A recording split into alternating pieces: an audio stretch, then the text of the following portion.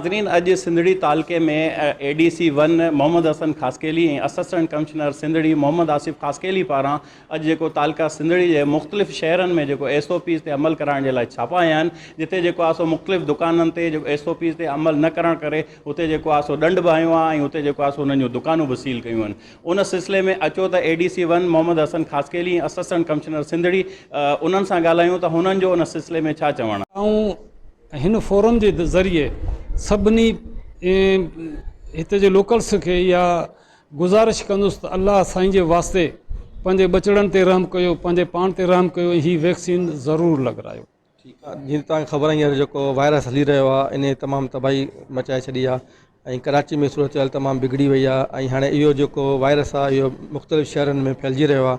उन जे लाइ गवर्नमेंट जी तरफ़ां कुझु SOPs ॾिनियूं वयूं आहिनि ऐं उन SOP खे असां इम्प्लीमेंट करण लाइ हिते निकिता आहियूं ऐं जिन दुकानदारनि SOPs खे फॉलो कोन बि कयो या जेके दुकान अलाउड न हुआ खाधे पीते जे शयुनि खां अलावा जेके खुलियल हुआ उन्हनि खे असां सील कयो ऐं उन्हनि जे मथां ॾंड बि विधा। असां आवाम खे ख़ासि तौर ते इहा गुज़ारिश कंदा रहंदा आहियूं बार बार त ख़ुदा जे वास्ते तव्हां पंहिंजो पाण खे बचायो, पंहिंजे बचनि खे बचायो।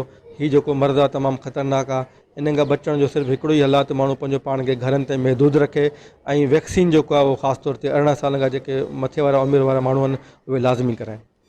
जी नाज़रीन, ADC-1 मीरपुर ख़ासि ऐं असिस्टेंट कमिश्नर सिंधड़ी जूं तव्हां ॻाल्हियूं ॿुधियूं। हुननि जो चवणु हो त जेके SOPs ते अमल न कंदड़ दुकानदारनि ते जेको आहे सो फाइन बि हयो आहे ऐं दुकानूं सील कयूं वयूं आहिनि। उन सिलसिले में हाणे जेको बि दुकानदार उन ते अमल न कंदो त उनखे सख़्तीअ सां अमल करायो वेंदो। मंज़ूर शहर, सिंध TV न्यूज़, सिंधड़ी।